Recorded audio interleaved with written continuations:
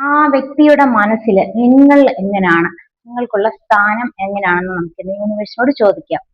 അപ്പം നമുക്കൊരു 6 card spread എടുത്ത് നോക്കാം.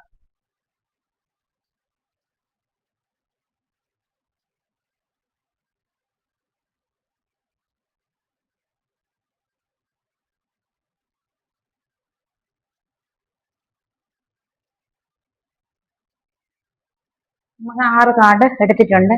എന്താണ് ആ വ്യക്തിയുടെ മനസ്സിൽ നിങ്ങൾക്കുള്ള സ്ഥാനമെന്ന് നോക്കാം. നിങ്ങൾ എങ്ങനെ കണ്ടിരിക്കുന്നു എന്ന് നമുക്ക് നോക്കാം.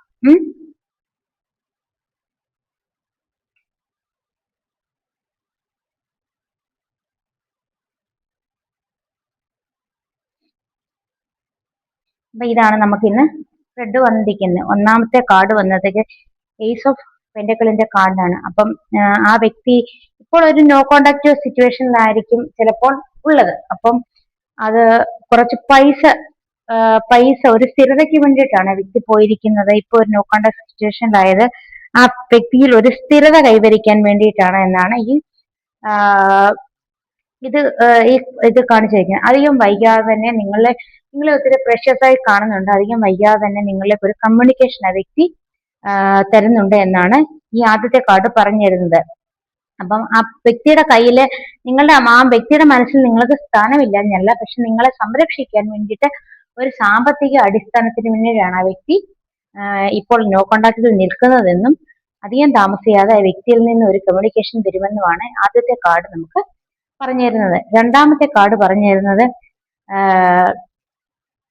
8 ഓഫ് സോർട്സിന്റെ എനർജിയാണ്. 8 ഓഫ് സോർട്സിന്റെ എനർജി എന്ന് പറഞ്ഞാൽ ഇഷ്ടക്കേടുകൾ ഒന്നുമില്ല, മനസ്സിൽ നല്ല സ്ഥാനമൊക്കെയുണ്ട്, പക്ഷെ അയാളുടെ സാഹചര്യങ്ങൾ അനുകൂലമല്ല. അതുകൊണ്ട് അയാളുടെ ചിന്തകളെയൊക്കെ സ്വയം എന്ന് പറഞ്ഞു കഴിഞ്ഞാൽ ഈ പർട്ടിക്കുലർ പാർട്ട് ചിന്തിക്കാതെ ചിന്തകളാൽ സ്വയം മൂടപ്പെട്ട ആ വ്യക്തി സ്വയം ഇനിഷ്യേഷൻ എടുത്ത് മുന്നോട്ട് വരാത്ത ഒരു എനർജിയുള്ള കാർഡാണ് ഈ 8 ഓഫ് സോർട്സിന്റെ കാർഡ് എന്ന് പറഞ്ഞാൽ ആ വ്യക്തിയുടെ ചിന്തകളിലും ഒക്കെ നിങ്ങൾ ഉണ്ട്, പക്ഷെ മുന്നോട്ട് ആ വ്യക്തി ഇപ്പോൾ ഒരു ആക്ഷനും എടുക്കുന്നില്ല എന്നാണ് ഈ കാർഡ് നമുക്ക് പറഞ്ഞു തരുന്നത്. അതുകൊണ്ട് നിങ്ങളിൽ നിന്ന് വളരെയധികം അകലം പാലിച്ച് ഇരിക്കുന്ന എന്നാണ്.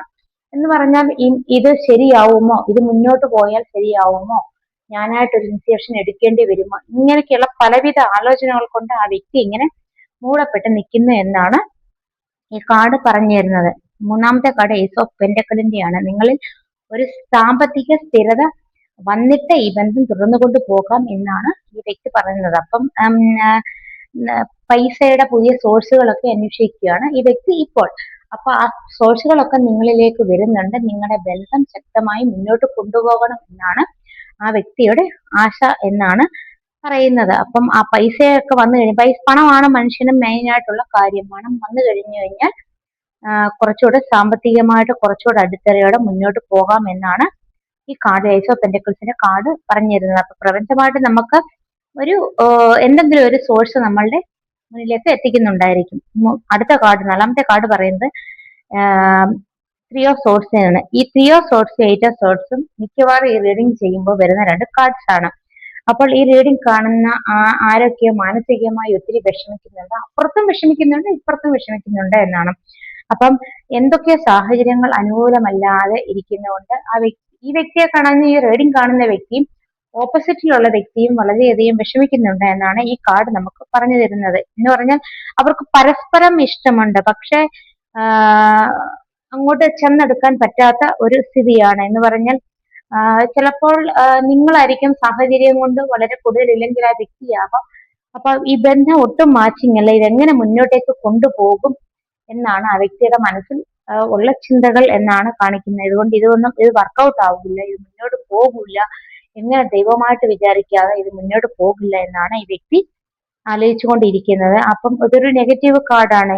എപ്പോഴും അങ്ങനെ നമുക്ക് ഇതെങ്ങനെയെങ്കിലും ഈ സാഹചര്യം മുന്നോട്ട് കൊണ്ടുപോകാം എന്ന് ആലോചിക്കാതെ പോകാൻ പറ്റില്ല എന്ന് തന്നെയാണ് ആ വ്യക്തി ആലോചിക്കുന്നത്. സ്നേഹക്കുറവ് കൊണ്ടല്ല, സാഹചര്യത്തിന്റെ ഓരോ സാഹചര്യം കൊണ്ടാണ് ഈ വ്യക്തി ഇങ്ങനെ ആലോചിക്കുന്നത് എന്നാണ് ഈ 3 ഓഫ് സോർട്സ് പറഞ്ഞിരിക്കുന്നത്. ഇത് പേജ് ഓഫ് സോർട്സിന്റെ എനർജിയാണ്.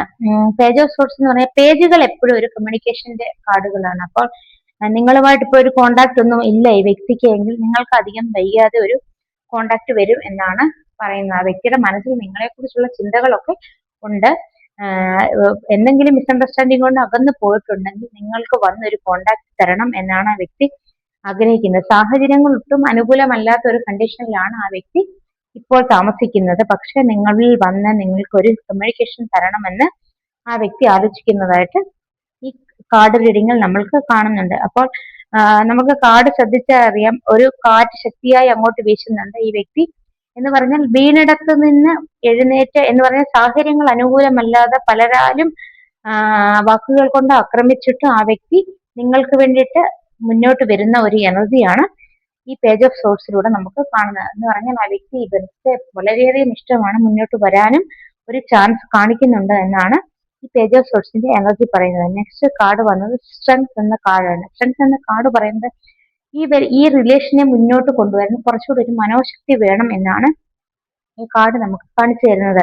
എന്ന് പറഞ്ഞാൽ ഇപ്പോൾ ഉള്ള മനോശക്തി പോരാ, എനിക്ക് കുറെ കൂടെ ഒക്കെ എന്ന് പറഞ്ഞാൽ ഈ ബന്ധം മുന്നോട്ട് കൊണ്ടുപോകുമ്പോൾ പബ്ലിക്കിൽ നിന്നും ഫാമിലിയുടെ ഭാഗത്തു നിന്നും സാഹചര്യങ്ങൾക്കും പലതും അനുകൂലമല്ലാത്ത ഒരു സാഹചര്യത്തിൽ ഇപ്പോൾ ഉള്ള ഒരു മാനസിക ശക്തി കൊണ്ട് മുന്നോട്ട് ഈ ബന്ധം കൊണ്ടുപോകാൻ നമുക്ക് സാധ്യമല്ല. അപ്പൊ അതുകൊണ്ട് ആ മാനസിക ശക്തി കൈവരുന്നത് വരെ ഈ ബന്ധം ഇങ്ങനെ തന്നെ തുടരട്ടെ എന്നാണ് ആ വ്യക്തി മനസ്സുകൊണ്ട് ചിന്തിക്കുന്നത്. അപ്പൊ കുറച്ചുകൂടെ ഒക്കെ ഒരു സ്ട്രെങ്ത് വന്നിട്ട് ഞാൻ അപ്രോച്ച് ആവാം എന്ന് പറഞ്ഞിട്ട് ദൂരത്തേക്ക് മാറി നിൽക്കുന്ന ഒരു എനർജിയാണ് ഇപ്പൊ കാണിക്കുന്നത്. അപ്പൊ ഒരു സെപ്പറേഷൻ സ്റ്റേജ് പ്രപഞ്ചം മേജർ ആർക്കാന കാർഡ്. അപ്പൊ ഒരു സെപ്പറേഷൻ സ്റ്റേജ് പ്രപഞ്ചമായിട്ട് നിങ്ങൾക്കിടയിൽ ക്രിയേറ്റ് ചെയ്തതാണ്. അപ്പം രണ്ടുപേർക്കും കുറെ കൂടെ ഒക്കെ ഒരു മനോശക്തി വരാൻ വേണ്ടിയിട്ടാണ്. അപ്പൊ പരസ്പരം കാണാതിരുന്ന് കഴിയുമ്പോൾ രണ്ട് വ്യക്തികളിലും വാല്യൂ വർദ്ധിക്കാനും ഒക്കെ ഇത് കാരണം ആകും. അപ്പൊ അതുകൊണ്ട് പ്രപഞ്ചമായിട്ട് ക്രിയേറ്റ് ചെയ്തിരിക്കുന്ന ഒരു സെപ്പറേഷനെയാണ് നമുക്കിവിടെ കാണാൻ സാധിക്കുന്നത്. നമുക്ക് ഏഞ്ചലിനോട് ചോദിക്കാം, ഈ ആ വ്യക്തിയുടെ മനസ്സിൽ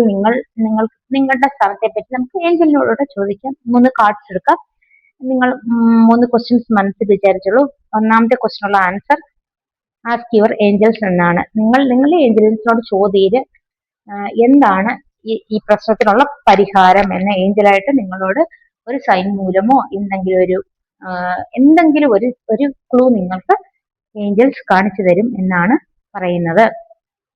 രണ്ടാമത്തേത് റിക്കവറി എന്നാണ്.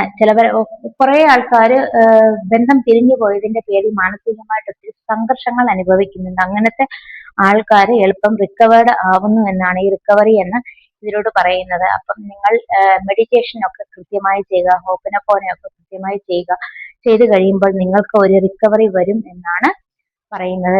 എന്തെങ്കിലും ജീവിത സാഹചര്യം കൊണ്ട് പരസ്പരം അകന്നു പോയവരാണെങ്കിൽ നിങ്ങളിൽ ഒരു മാറ്റം സംഭവിക്കുന്നു എന്നാണ് ഏഞ്ചൽസ് പറഞ്ഞു തരുന്നത്. മൂന്നാമത്തെ ക്വസ്റ്റ്യൻ ആൻസർ ട്രസ്റ്റ് എന്നാണ്. നിങ്ങൾ ഈ പ്രോസസ്സിൽ ശരിയായി വിശ്വസിക്കുക എന്നാണ് ഏഞ്ചൽസ് പറഞ്ഞത്. നിങ്ങൾക്ക് വിശ്വാസം പോരാ എന്ന് പറയുന്നുണ്ട്. യൂണിവേഴ്സ് കൃത്യമായി കാര്യങ്ങൾ നടത്തുന്നു, പക്ഷെ നമ്മളിൽ ഒരു വിശ്വാസ്യത പോരാ എന്നാണ് ഏഞ്ചൽസ് നമ്മളോട് പറയുന്നത്. അപ്പൊ നിങ്ങൾ ശരിക്കും വിശ്വസിക്കുക. നിങ്ങൾക്ക് അനുകൂലമായ ഒരു മറുപടി ആ വ്യക്തിയുടെ ഭാഗത്ത് നിന്ന് യൂണിവേഴ്സ് ക്രിയേറ്റ് ചെയ്യുന്നുണ്ട്. ആ പ്രോസസ്സിൽ ശരിയായി വിശ്വസിക്കുക, മുന്നോട്ട് പോവുക. നിങ്ങൾക്ക് ദിശയൊന്നും തെറ്റിയിട്ടില്ലെന്നാണ് ഇതിലൂടെ ഈ യൂണിവേഴ്സ് നമുക്ക് കാണിച്ചു തരുന്നത്. അപ്പൊ ആ വ്യക്തിയുടെ മനസ്സിൽ നിങ്ങൾക്കുള്ള സ്ഥാനം എന്ന് പറഞ്ഞാൽ സ്ഥാനമുണ്ട്, പക്ഷെ സാഹചര്യങ്ങൾ ഒട്ടും അനുകൂലമല്ലാത്തത് കൊണ്ട് ഈ ബന്ധം ഇപ്പോഴും ചിലവർക്കൊക്കെ സെപ്പറേഷനായി തുടരുന്നു. ഇതിൽ നിന്ന് ഇവർക്ക് ഒരു കമ്മ്യൂണിക്കേഷൻ കിട്ടാൻ ചാൻസ് ഉണ്ട്, ചിലവർക്ക് റീജോയിനിങ് ആവാൻ ചാൻസ് ഉണ്ട്. ചിലവർക്കൊക്കെ മനസ്സിൽ സ്ഥാനമുണ്ടെങ്കിലും ജീവിത സാഹചര്യങ്ങൾ കൊണ്ട് മുന്നോട്ട് വരാത്ത ഒരു എനർജിയാണ് കാണിക്കുന്നത്. ചിലവർക്ക് അകന്നു മാറി നിൽക്കുന്നതുകൊണ്ട് ഒത്തിരി മനോദുഃഖം അനുഭവിക്കുന്ന ഒരു സ്ഥിതി കാണിക്കുന്നുണ്ട്. ഇതൊന്നും മനസ്സിൽ സ്ഥാനമില്ലാത്തത് കൊണ്ടല്ല, പല സാഹചര്യങ്ങൾ കൊണ്ടും പല ബന്ധങ്ങൾ കൊണ്ടും പിന്നെ മാനസിക സ്ഥിതി ശരിയല്ലാത്തത് കൊണ്ടുമാണ്. അപ്പൊ ഇതിൽ നിന്നൊക്കെ ഒരു മാറ്റം യൂണിവേഴ്സ് നമുക്ക് തരും എന്നാണ് ആ യൂണിവേഴ്സ് ഏഞ്ചൽ പറഞ്ഞു തരുന്നത്. അപ്പോൾ ആ നല്ല നാളേക്കായി നമുക്ക് നല്ല മുഹൂർത്തങ്ങളൊക്കെ നമുക്ക് കാണാൻ ഭാഗ്യം ഉണ്ടാകട്ടെ എന്ന് ഈശ്വരനോട് പ്രാർത്ഥിക്കാം. ഓക്കെ, അപ്പൊ ഇന്നത്തെ റീഡിങ് എല്ലാവർക്കും ഇഷ്ടമായെന്ന് കരുതുന്നു. Thank you.